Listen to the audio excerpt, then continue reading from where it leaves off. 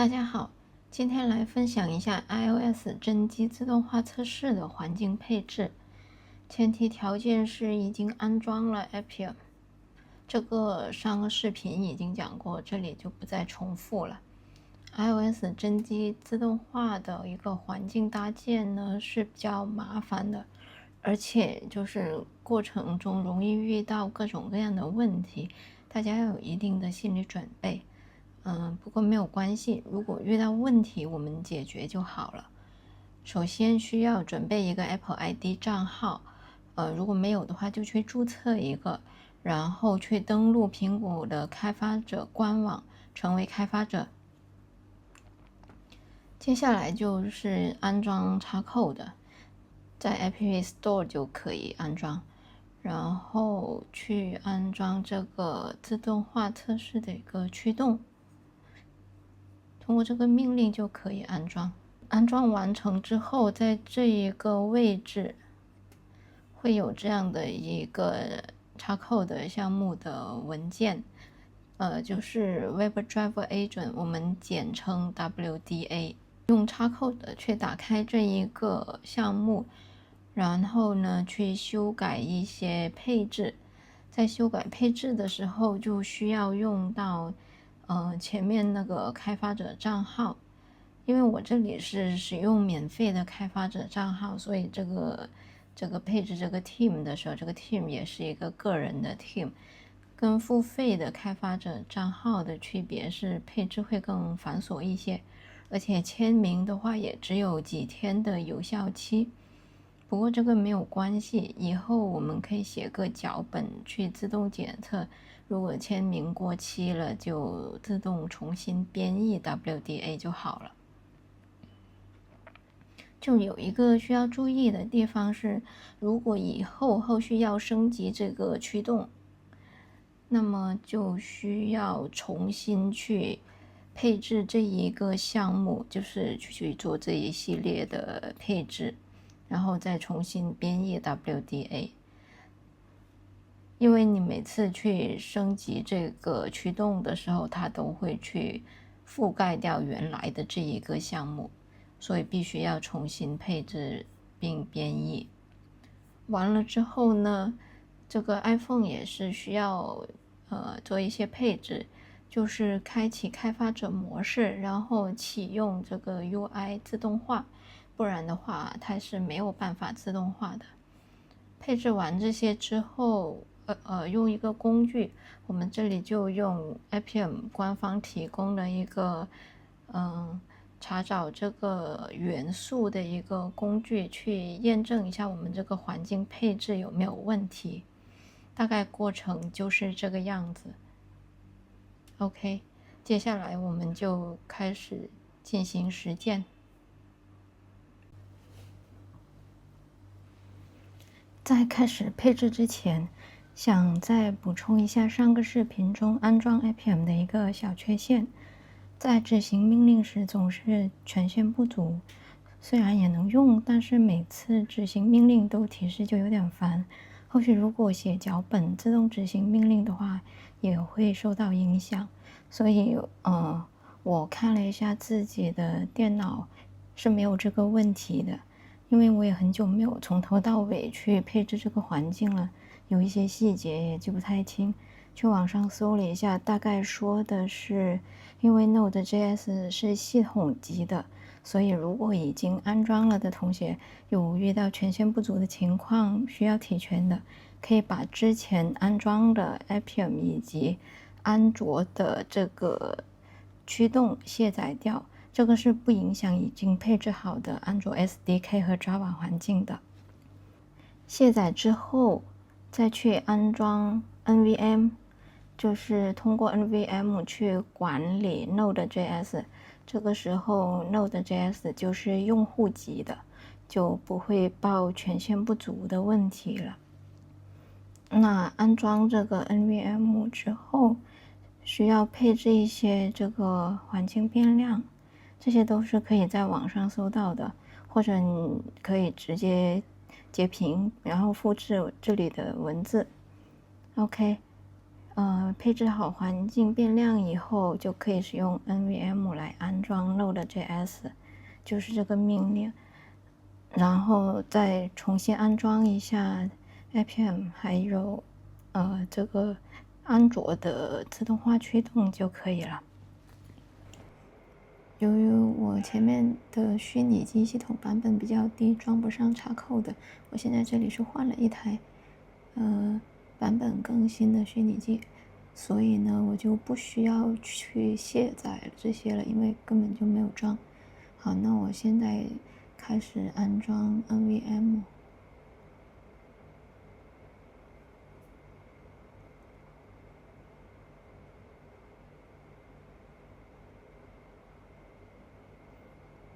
应该是网络的问题，我重启一下终端。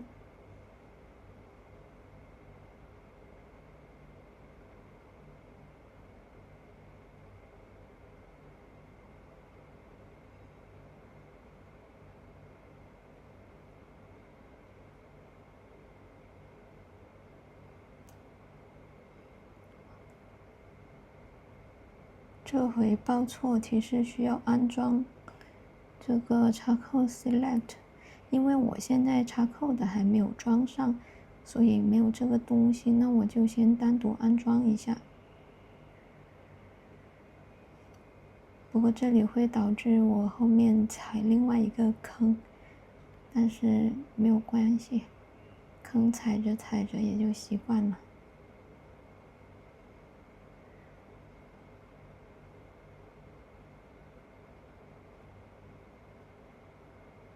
这个过程会比较久。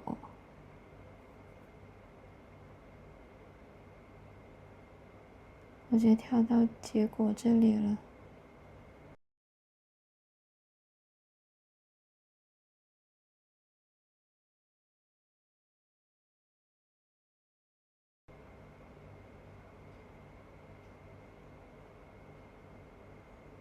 再重新执行一下，好像前面有点问题。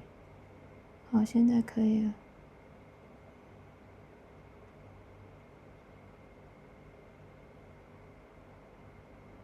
配置一下环境变量。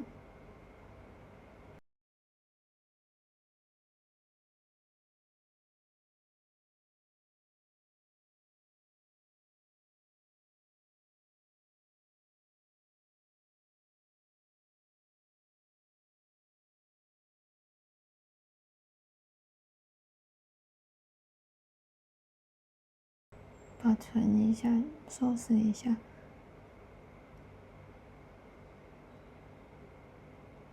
好了 ，NVM 就装好了，然后通过它去装 Node.js。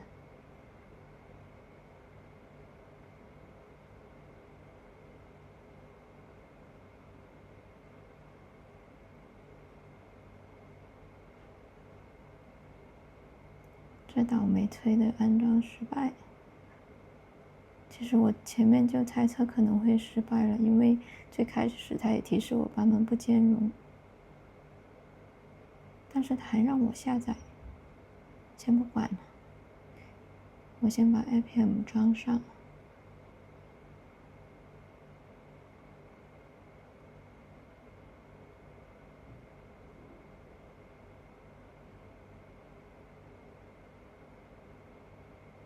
安卓的这个驱动我就不装了，因为这一期是讲 iOS 的环境配置。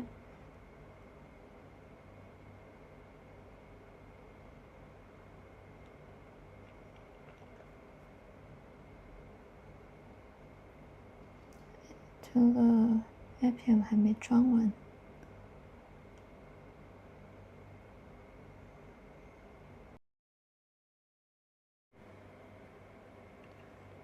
我现在去找一下，在哪里可以下载更低版本的插扣的。因为我现在用的是 macOS 14的版本，最新的插扣了是没办法安装，所以我在 App Store 安装的时候失败了。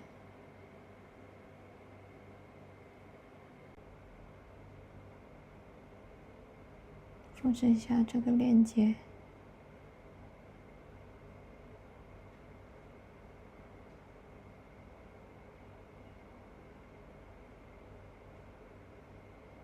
这里是需要登录苹果的开发者账号。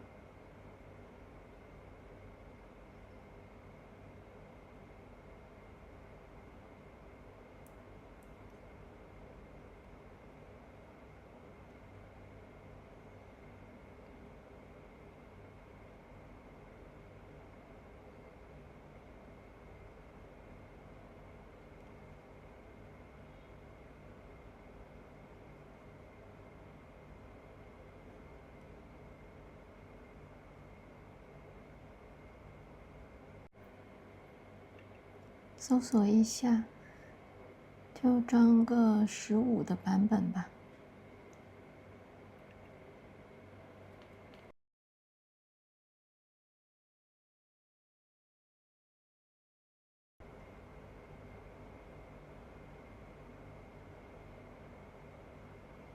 看一下，这边已经装完了 APM。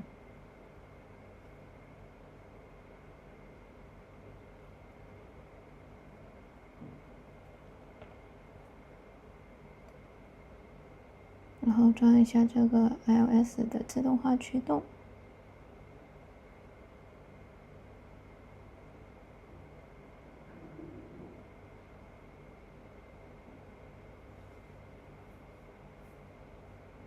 我们来看一下，还有哪些没做的。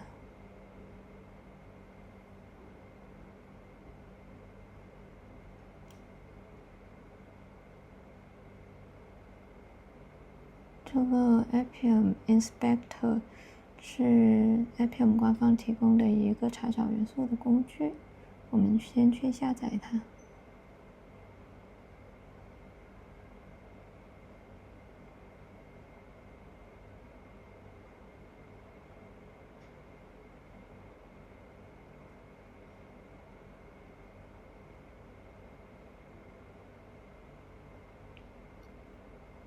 它后的下载完了，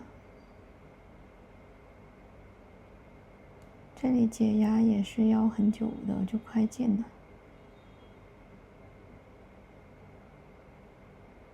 好，先去下载一下前面那个 APM Inspector。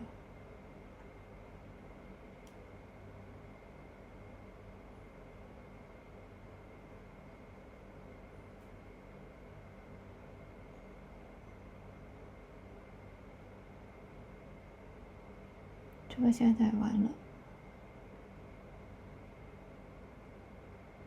这时候插扣的也解压完了。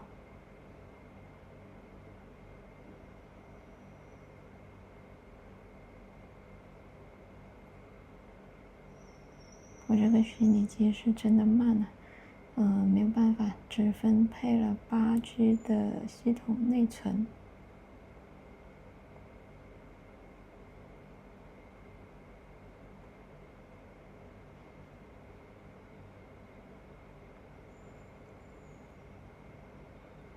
把这个拖动到应用程序。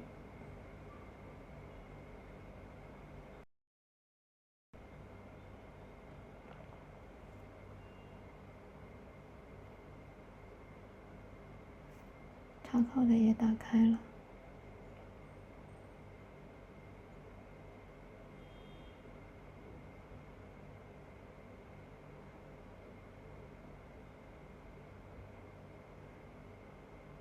iOS 的驱动也装好了。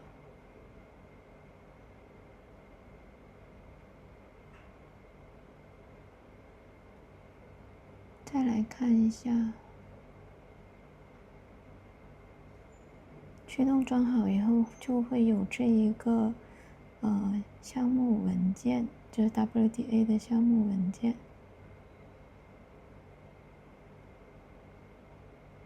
然后现在直接用 Open 命令打开吧。当然，你也可以就是从插扣的里面去从文件夹选择再打开。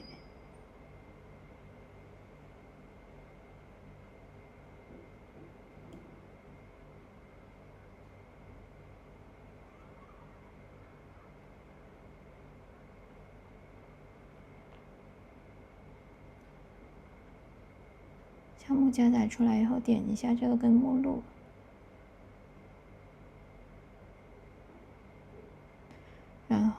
这里会有一个 target 列表，就是编译的目标，然后把这个 tvOS 相关的还有这些测试用例也删掉吧，留一个就好了。反正这些也用不到，除非你要测试那个 tvOS。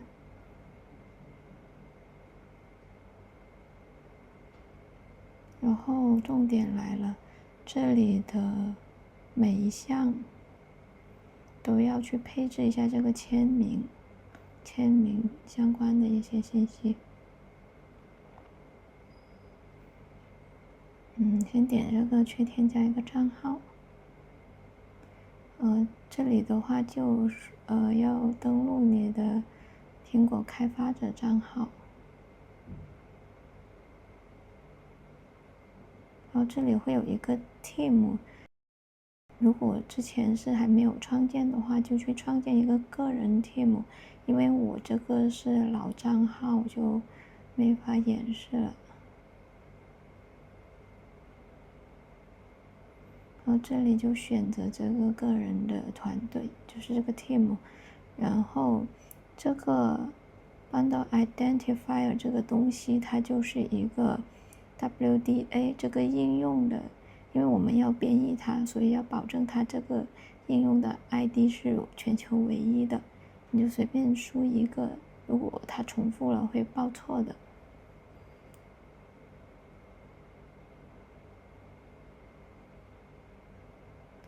这里每个都是这么处理一下，我就不重复演示了，就每一项都是，然后保存一下。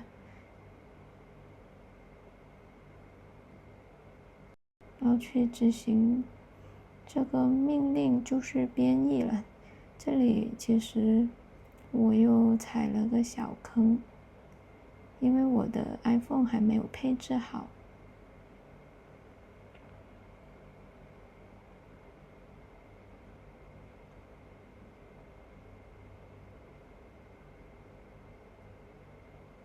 这是我前面提到的那个坑，就是这个 Charcoal Select 这个工具，因为我前面不是在安装 Charcoal 之前就先单独安装了一个嘛，然后现在这个来源它就指向了那一个工具，所以用这个 Charcoal Build 去这个命令去编译的话，它就会报错，因为它没有完整的功能。这个坑其实以前我也踩过。需要用一个命令给它切换回来就行了。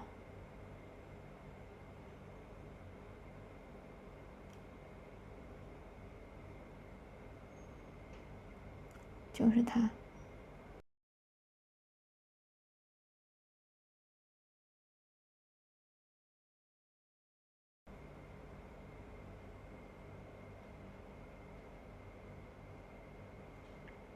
然后再重新执行一下这个编译的命令。这个的话也会编译失败。看这里的错误提示，它就是没有编译的目标，因为我现在这个还没有下载任何的，就是没有在Charcoal上面去下载任何的模拟器，然后也没有连接任何的 iPhone 真机，所以它就没有编译的目标，就报了这个错。所以就是其实是要先把 iPhone 准备好，然后再来执行这一个编译的命令。现在我连上手机了，这个是真机啊。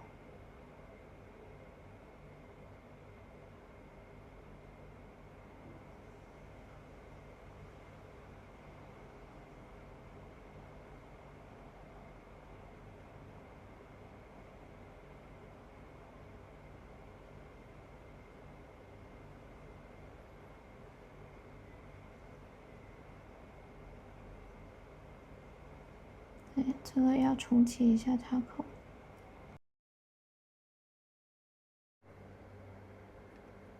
打开Charcoal的。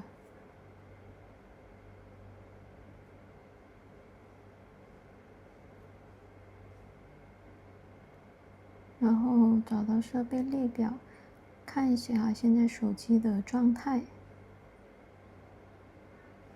这里提示没有开启开发者模式，按照这个步骤去操作一下，开启就好了。然后启动这个 UI 自动化。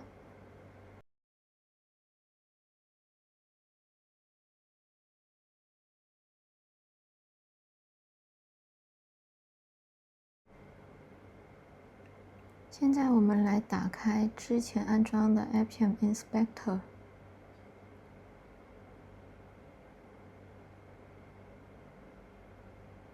因为是从网页上下载的，所以它会需要你去设置一下信任。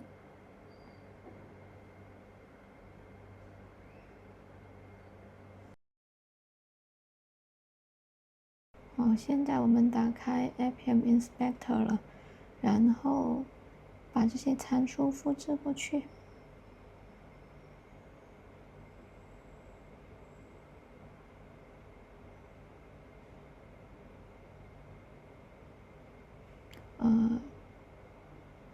在插扣这里也可以看到这个设备 ID， 其实很多地方都能看得到，随便找一个地方能输入就行了，就是 iPhone 的设备 ID。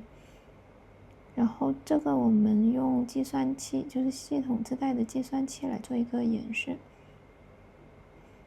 这个就是使用预编译的 WDA， 所以我们需要手动去编译，这也是我自己摸索出来的。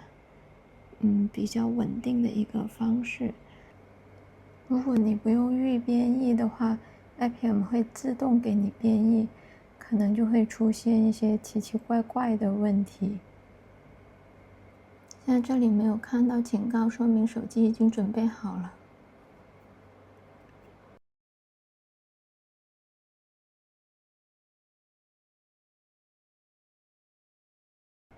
执行一下编译的命令。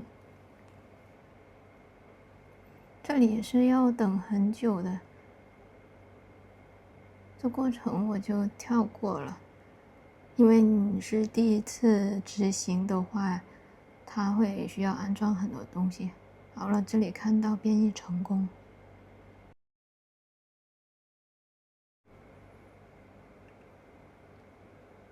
启动一下 Appium 的服务，就是每次做测试的时候都要先去启动服务，然后这里其实是一个客户端，去启动一个绘画。这里的话报错了，就是你如果是第一次去执行的话，这个报错是必然的。就是因为那个 iPhone 如果你要用它这个没有安装过的应用，然后又是这种没有发布到应用市场的应用，它就需要你自己手动去设置信任这个开发者，大概就是长这个样子 WDA， 你点了它就会提示你是不受信任的开发者。到系统设置里面，按照这个步骤去信任它，然后重新执行一下 Appium。刚刚前面我给它断开了，之所以断开，是因为你如果不断开的话，它会报错之后会一直不停的尝试去卸载重装 WDA， 这样子的话你就没有办法去设置了。如果它卸载掉的话，所以你就趁它装好之后，赶紧先停掉这个 Appium 的服务。好了，现在看到这个画面没有？这里就是这个系统自带的计算器的一个截图，你能看得到这个画面，就说明这个环境搭建是成功的了。这个时候呢，手机上面其实也能看到它已经自动启动了这个计算器。好了，这一期视频就讲到这，视频比较长，再次感谢大家的耐心。那下一期的话，应该会讲一下新手怎么写第一个自动化测试脚本，先做一个最简单的，从易到难，循序渐进吧。如果有对我的视频感兴趣的话，可以关注一下。下期再见喽，拜拜。